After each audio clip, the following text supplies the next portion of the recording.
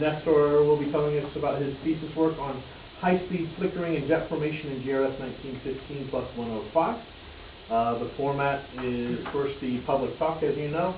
Nestor will give us a presentation, at the end of which we will have a time for questions from the general public, after which point we will excuse the general public and proceed with the grilling by the committee of the candidate.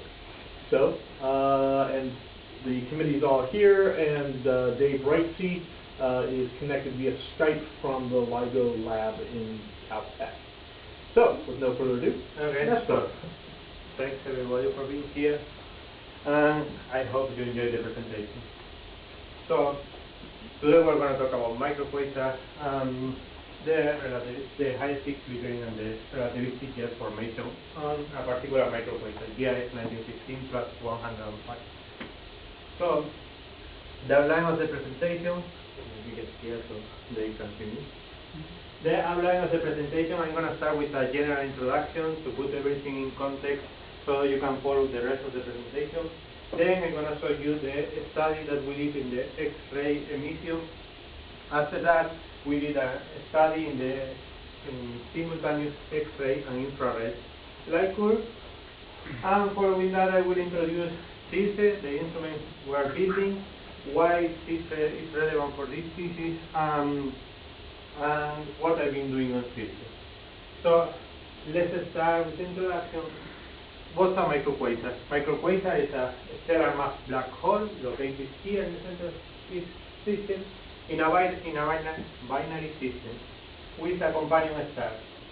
So the black hole accretes matter from the companion star.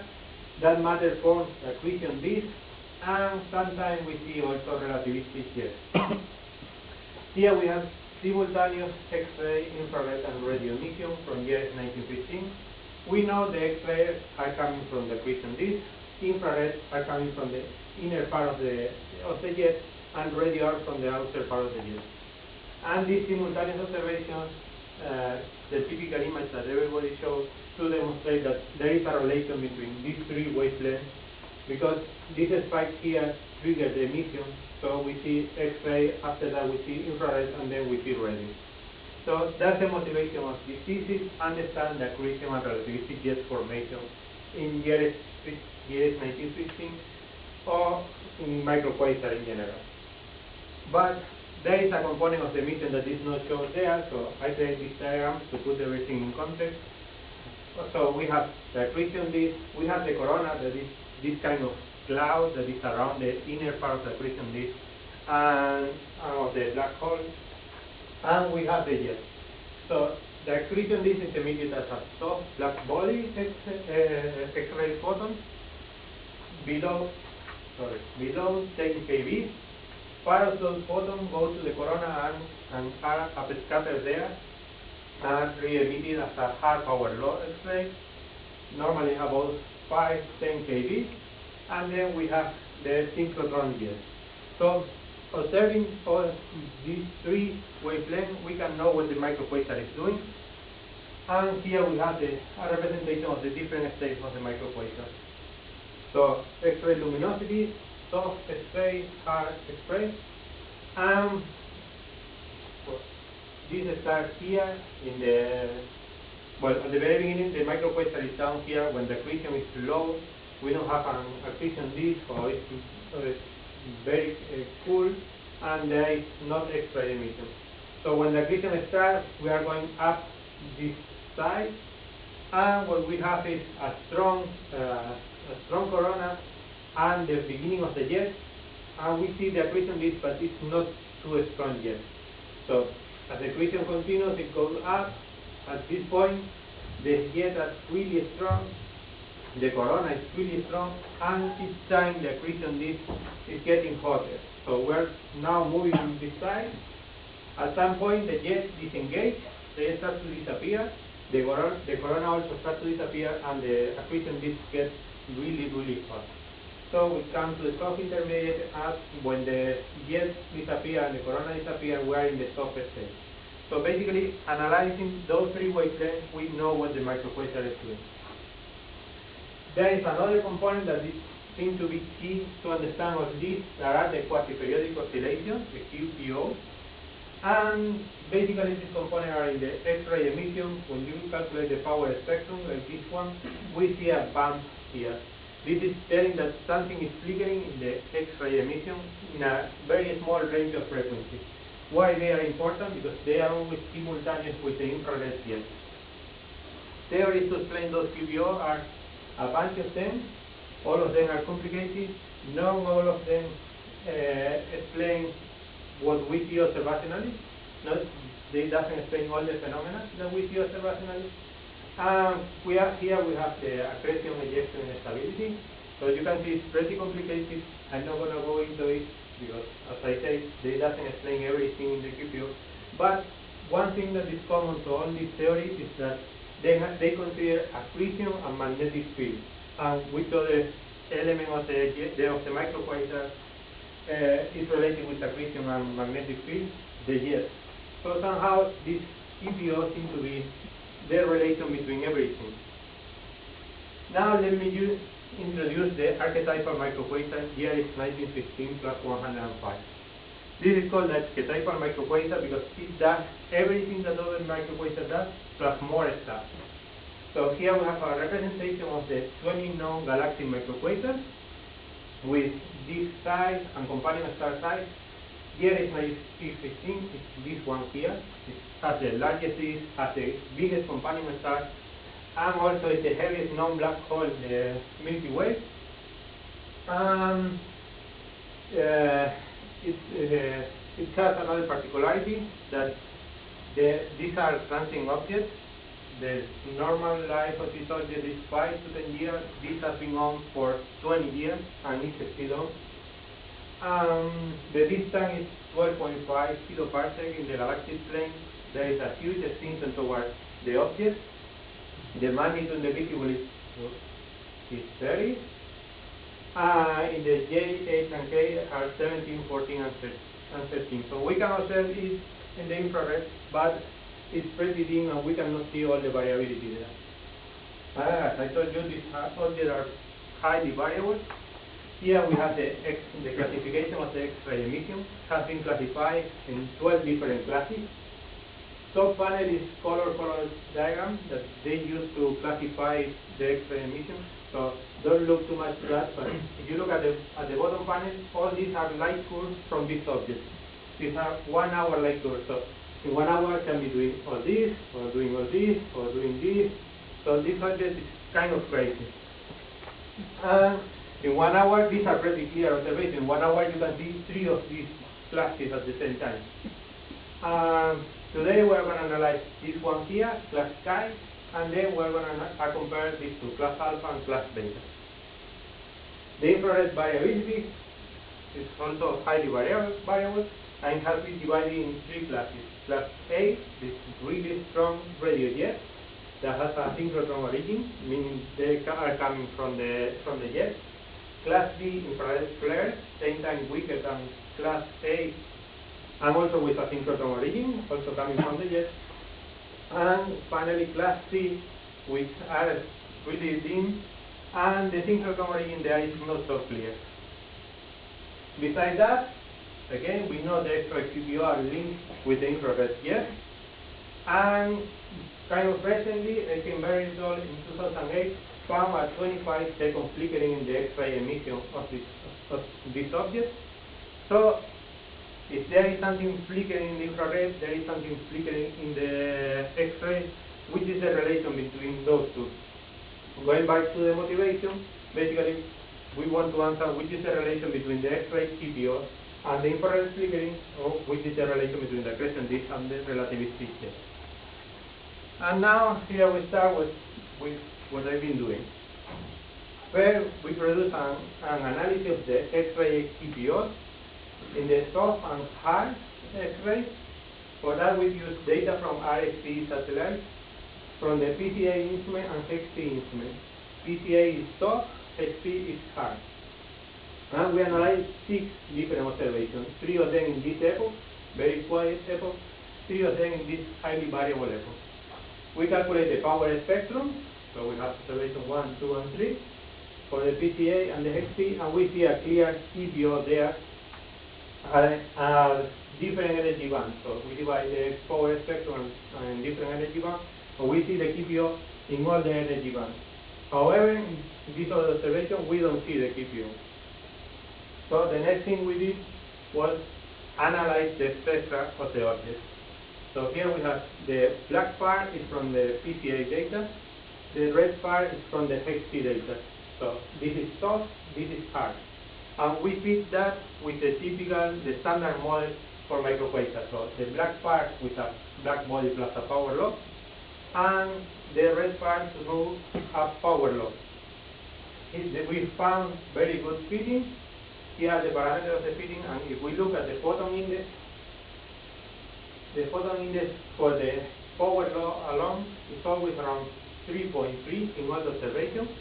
So we expect a continuation of the power law in the other part, but we see that the photon index there is low, 2.2 around in this observation, and 2.5 in these other three. So there is a discrepancy there. We know it's not the instrumental error. The instrumental error is smaller than the discrepancy that we see between this here and this here. So there is something missing there, which is the difference between these two epochs, between this epoch here and this epoch here. This is the QPO. We have a QPO here and we don't have it here. So we think that when the QPO is present, there is something missing there. So how to analyze the QPO?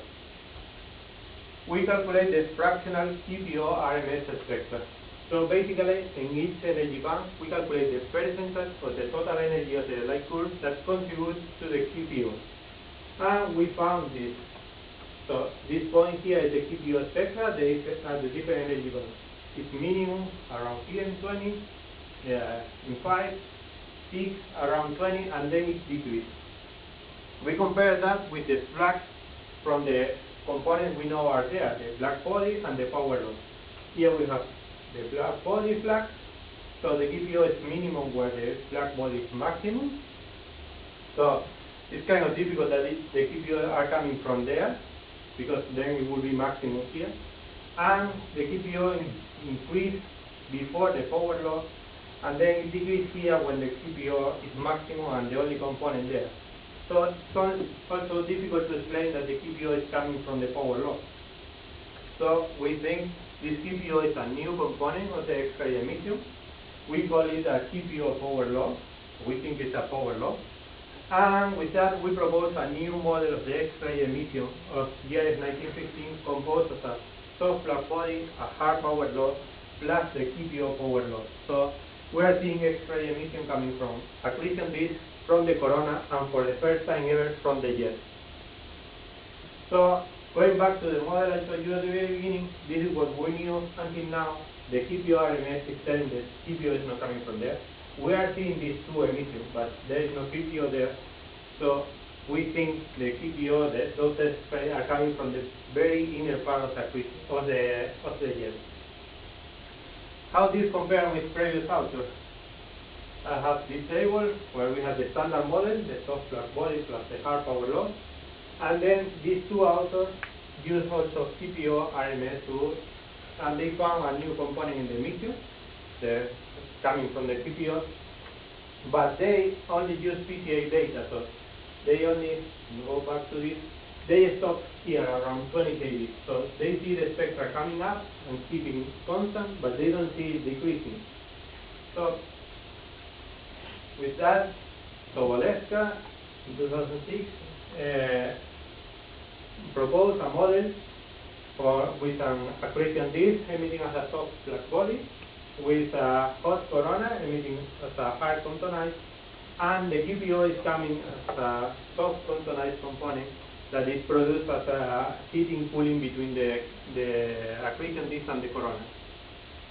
Rodriguez proposed something completely different. He proposed that the jet the power law is coming from the jet. The corona is emitting as a soft contonized component. And then they say the QPO is coming from instability in the accretion disk. But at the same time, they didn't include the accretion disk in the model. So it's kind of difficult to explain that. And finally, our model, which is basically the standard model, we found that there is something missing between the two components of the standard model, so we think the key VO are coming from there and are coming from the jet. Now, we have studied the X-ray emission, and it seems that the X-ray somehow is related with the infrared. So next step is to study simultaneous X-ray and infrared emission of the object. Here we have this X-ray class beta variability simultaneous with infrared class B flare. And this observation here were the first ever observational evidence of a disk-jet coupling. So we know this is coming from the jet. Down here we have X-ray on the bottom, class alpha variability, and infrared here, class C flare. So we see that somehow they are similar. We have this deep, we divide the observation in deep, this quiet part, and flare, this high variability part where we see also the flare, and we see that they are pretty similar. Also in this observation here, Ross et al. In 2005, here we are zooming into one of these flares. So Ross et al. proposed associate a simulated Gaussian to each one of these X-ray peaks. With that, when he put all the Gaussian together, he was able to reproduce the infrared emission. So the dot here is the real infrared, and the line is the simulated infrared. So somehow he's saying that for each X-ray peak there is an infrared Gaussian. So that's evidence of a disk-jet coupling. But still the synchrotron origin is not clear at all in that paper. What we have done, we use the cross-correlation function to compare the variability of the X-ray and the infrared. And here we have the dip in the class beta, the dip in the class alpha, and the flare for class alpha and class beta. Each one of these is a different dip. And again, here each one of these is a different flare. What we see first in the class beta dip is that we have a strong correlation at about 0 lag. If we look at the dip, we look at that correlation, and that correlation is produced in the very beginning of the dip, and we think it's a remnant from the previous high variability part.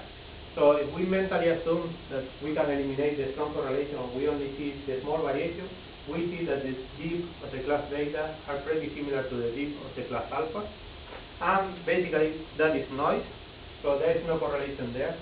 Or we want to think that it's not that there is no correlation, it's that the signal to noise of the infrared emission is too low to observe any correlation there. But if we go to the flare, we see a strong correlation and anti-correlation. So it's a strong correlation, anti-correlation in the flare. Let's analyze first class beta flare. Each flare seems pretty similar to each other, but there is a difference in time. So for example, here we have a negative lag, but this is a positive. So we think that what is happening is the X-ray and the infrared know what they are doing, they know what the other is doing, but in each flare it's behaving different. So it's kind of a variable correlation. However, if we look at the class alpha, all of them are pretty similar, a strong anti-correlation here, and a strong correlation after that. So it seems that in class alpha, all of them are behaving in the same way. So let's analyze the class beta and the class alpha. So these plots here are for the class beta, these plots here are for the class alpha. In the left side, we have 60-second real X-ray light curve. So this solid line is the real X-ray light curve centered on the X-ray peak, and the dotted line are simulated light curves that we have created. Exactly the same here and the same here. Solid line is real X-ray, dotted line is simulated infrared. On the right column, we have solid line is the cross correlation between the real X-ray and the real infrared, this 60 seconds, and the dotted line is real X-ray with simulated infrared, so we can compare them. So the first thing that we did was we want to know if those simulated infrared that we created are produced by noise. So we did a Monte Carlo analysis of those of this Gaussian, and we found that the overall statistical significance of the class beta is higher than 0.4, higher than 4 sigma, and for the class alpha is higher than 6 sigma. So they are well above the 3 sigma level, and we think these are worth to look. They are statistical significant.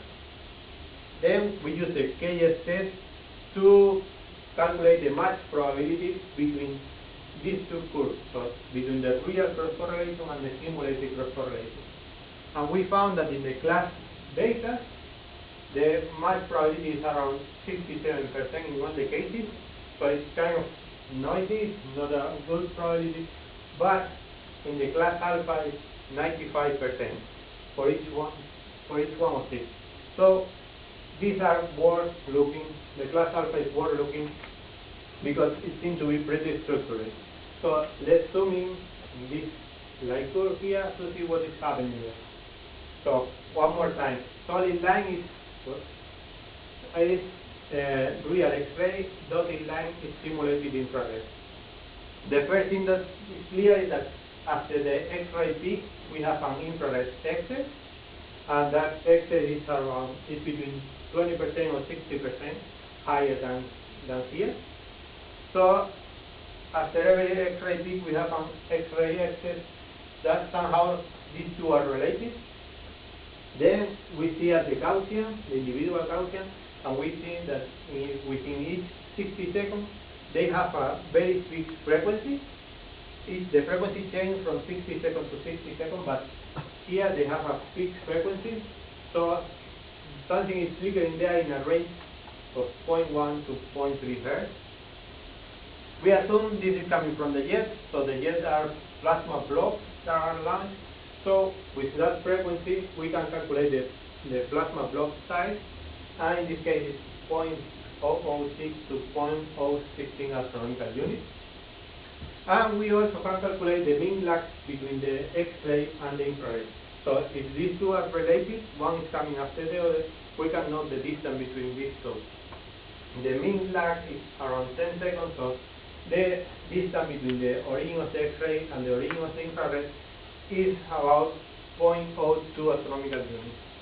So all these tell us that these flares that we're seeing have synchrotron origin, so we confirm they are coming from the jet. And all those numbers probably doesn't tell you anything, so I created this representation. So here we have the accretion disk again. The size of the accretion disk is 0.3 astronomical units. The black hole is not at scale because it's only 20 kilometers, so I cannot draw it. But the other distance I'm going to show you are at the scale.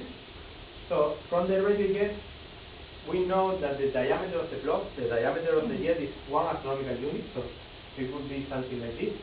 And the distance of the origin of the radio jet is 50 astronomical units, so it's well beyond this slide. From infrared emission, from the Canberra 2008, those 25 seconds flickering that they found, they calculate the diameter of the block to be 0.05 astronomical units, and assuming conservation of the angle from the radio jet, they calculate the distance, the origin of the infrared jet at 2.5 astronomical units, so it would be around here. What we have found? We have found a flicker of 3 seconds, so if we assume the same conservation of the angle, we have the diameter of the block, we can place the distance of the origin of the jet at 0.3 astronomical units, so we are already in the range of the accretion disk. But we have something else. We have the lag between the X-ray and the infrared. So with that lag, we have a distance of 0.02 astronomical units. So we are right now very close to the accretion disk. So this is 125 times closer than any previous measurement of the origin of the jet in GIS 1915 plus 105. You can assume this is going to be a huge constraint for the model of relativistic jet. And also, the distance we're calculating is only 3 times larger than the block diameter. So we are pretty sure that we are in the jet formation region. Now, from this study, one thing is clear: we have been able to do this because we use simulated infrared light curve, but we cannot do it with the real infrared light curve because we don't have signal to noise enough to see those 3-second flickering. So that's why I've been working on this instrument. It's an instrument we're building in the 4th floor. It's a near-infrared instrument for the GDC that's going to be able to do imaging, spectroscopy, polarimetry, spectropolarimetry, and I've been working to create a fast photometric mode up to 12 Hz. And here we have the image of the instrument as it is in the lab right now. I offer friends to take a tour to the lab sometime this week. If anyone want to come to the lab, just let me know and we'll try to find a time to go all together. So, why Tilde? We calculated the signal to noise. We created the signal to noise calculator of the combination GTC Tilde, and we're going to compare them with the observations that I just used for the other analysis. Why those observations? Because they are the best observation of the infrared emission of GRS 1915. So we start with Eggenberry-Toll 1998. So the class data we just saw, they are from Palomar 200 inches, 5 meters, and this observation has a signal to noise of 10 with a time resolution of 0.1. Tilde will be able to match the time resolution with 10 times higher signal to noise level. Then the next observation was Rothstein-Nuttall 2005, the class alpha observation from the same telescope. Tilde will be able to match the time resolution there with 14 times higher signal to noise. And finally, the HST observation of Eggenberry-Toll 2008, where they found those 25 seconds flickering. The signal to noise in this case between 12 and 100, depending on the observation, with a time resolution of 8. Tilde, in the worst case, will be able to almost double the signal to noise while multiplying by 80 the time resolution of the HST. So you can see this is going to be a huge improvement to observe GRS 1915, and especially for the result of this thesis. I plan to use it in the future to confirm all I've been presenting here. So what I've been doing on Tilde, I designed, implemented, and tested all the electronics of Tilde. So this is the cable map of the instrument. Here we have the D-wire. Here we have the readout electronics, and in this part we have all the logic control units, all the electronics that control temperature, pressure, motor, connection with the telescope, data acquisition. So I don't have time to show all the electronics I've been doing there. They are maps similar to this one for the D-wire interior, for the Windows cover, for the warm-up test, for the motor drive, for the temperature pressure chassis, for the protection chassis. All this is already implemented, has been tested, it's working, and we are using it to test some of the components of Tilde and some of the components of Mirada, the new near-infrared instrument that we're building in the 4th floor too. Now let's go to the fast photometric mode. I've been working to create this fast photometric mode because it's related to this thesis. With the standard readout mode of Tilde, the standard readout mode of Tilde will be around 0.7 Hz. So that's in the limit to observe those 3 seconds flickering. So we want something faster than that. We want to acquire images really fast, around 10 Hz, 12 Hz. So how we do that? We have real images of GRS 1915 plus 105, 16 arc second by 16 arc second. With this, we will see this something like this. So this is the field of view of Tilde. We are seeing a lot of background, and we are going to dismiss that background. So why spend time reading that part? Why spend time reading that background? So what we do is we read only 2 parallels of the detector, and that way we increase the speed. How we do that? At the very beginning, when I started this project, system was going to incorporate a Hawaii 2 detector, and we have this that we call the original without electronics to control that detector. It worked perfectly, and I was working on that electronic to create the fast photometric mode. Like 2 years ago, Gemini, who was providing us with the detector, decided to switch from a Hawaii 2 to Hawaii 2 RG. It's newer detector, more modern, but the technology is different, and we couldn't use this electronic source. So we had to find a new electronic. We started a collaboration with the Inter University Center for Astronomy and Astrophysics in India to obtain a new readable electronic. So here we have the images. And with this electronic we pass from a box something like this to a box like this.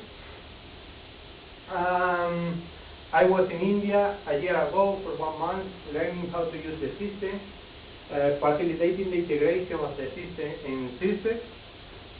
And also, while I was there, I showed them how we did the fast photometric mode in the original electronic, and they are working right now on that. They are trying to create that system. They say it's possible to create a fast photometric mode in this electronic. So these options that we have here are from the original electronic.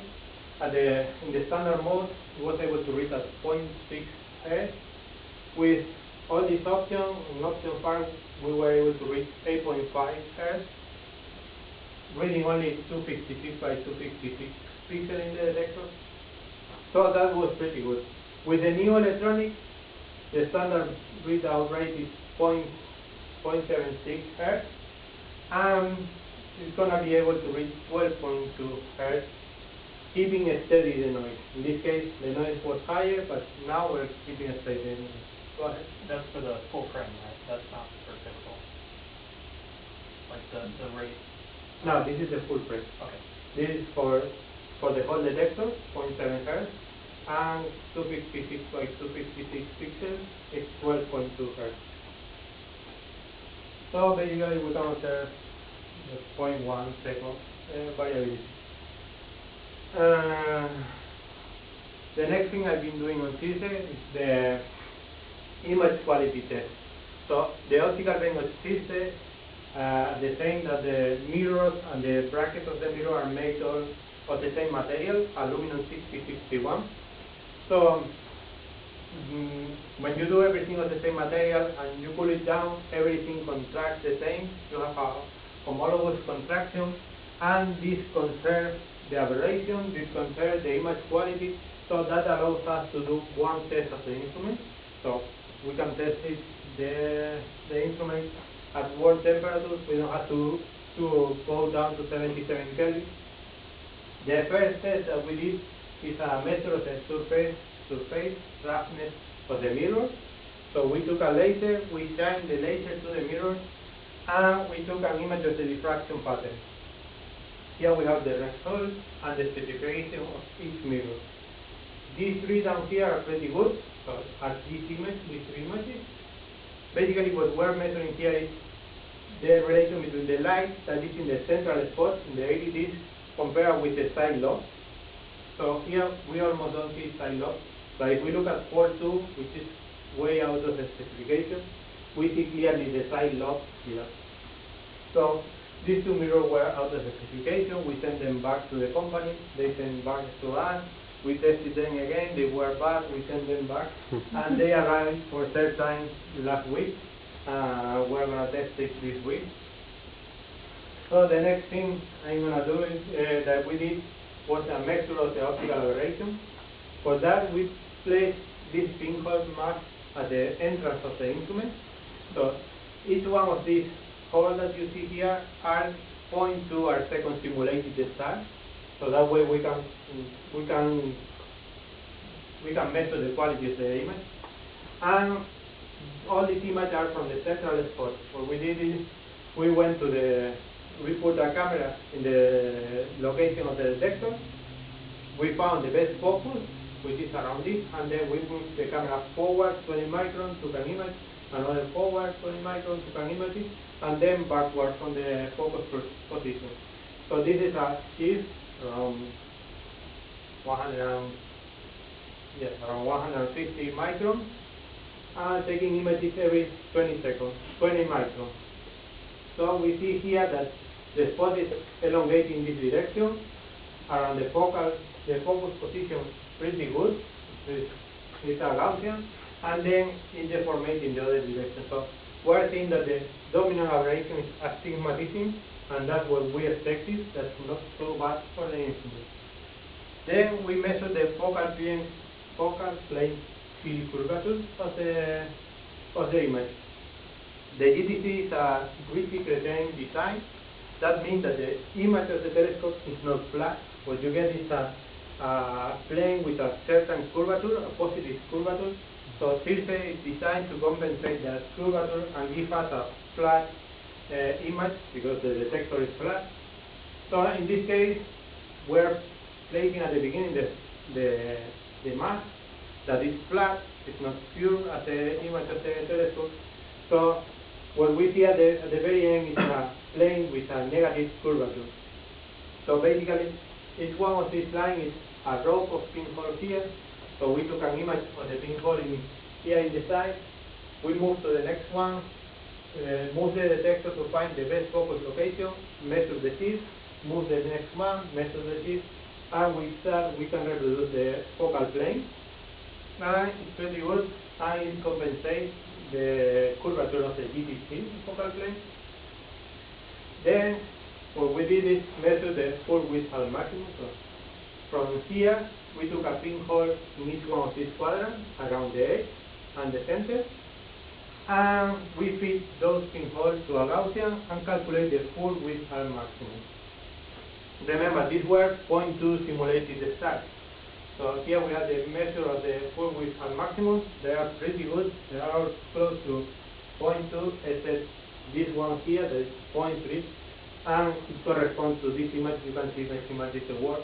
And when we saw this, we went back to those mirrors that were out of the specification, and we checked them, and this corner is really bad. That's why we sent them back for a couple of times.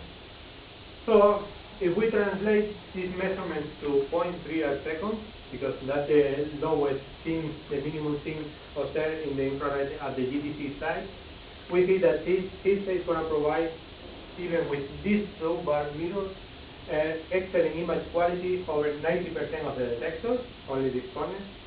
We hope that when we put the new mirror there, it's going to be over 100% of the detectors. And finally, the last step that we did is we calculate the optical system flexure. So we put the instrument in this position, took an image of a pinhole, turned the instrument 45 degrees, took an image of the same pinhole, turned the instrument another 45 degrees, took an image, and so on until we complete a whole lap. We saw that all the images are pretty similar. There is no deformation of the images, and this is good because when you turn the instrument, the bench has some flexure, the mirror change position, and that gives you variation on the spot. But we're seeing that all the spots are pretty good. There is a small shift on the position of the spot, but that is negligible when we are observing it. So basically, the image quality of the instrument is going to be pretty good. So that's it, the conclusion. We have performed a comprehensive analysis of the highest beam flickering and jet formation of GRS 1915 plus 105. At the very beginning, we did a study of the X-ray CPO. We proposed a new model of the X-ray emission composed of a deep black body, high power law, and the CPO power law. Right? The first time ever we see X-ray emission coming from the jet. All this has been submitted to astrophysical journals, and we are dealing with the referee right now. Then we did an analysis of the simultaneous X-ray and infrared emission, and we found a strong correlation with the class alpha.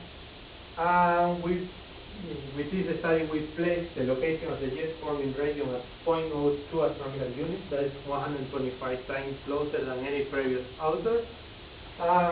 We just finished this study for this thesis. The analysis is done, the writing is done. We have to format to whatever format the journal we're sending required and it's ready to submit. Hopefully in the next month we can do that. And then I presented CIRSE. Why CIRSE is going to be relevant for this thesis? The part I've been doing CIRSE, all the electronics, the fast photometric mode, which has been presented in 2 different SPIs, 2008 and 2010. And finally, the image quality test, which has been presented in this year's SPI meeting and give us excellent image quality. So that's all. Thank you very much. And if you have questions, that's the moment.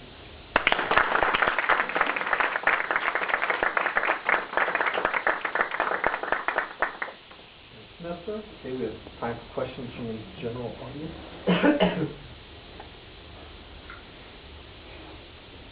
Okay, I have a question. You have shown that it's actually factor from RST of this measure equation. You say there is QPO, highlight QPO power law, and you use the power law to feed the data. And I see the error bar is pretty big. You say the power law is decreasing. Sorry, can you repeat? Can you show me the RST factor?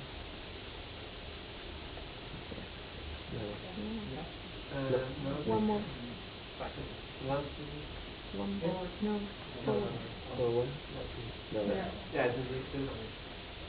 I see the error bar of the last Yes. data point. That's about, it's almost 3 sigma levels. It doesn't seem like that, but it's almost 3 sigma levels. Okay, so there is a data point around 55 kV, right? 55. Yeah, this is the data point, right? Yeah, all this is point even the light curve there is too dim, so we put everything together. So the data point is all this.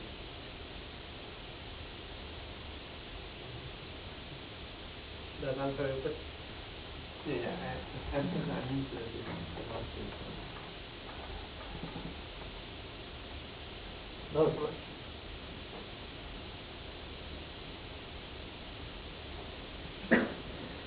No, on one? Going twice? I ask for myself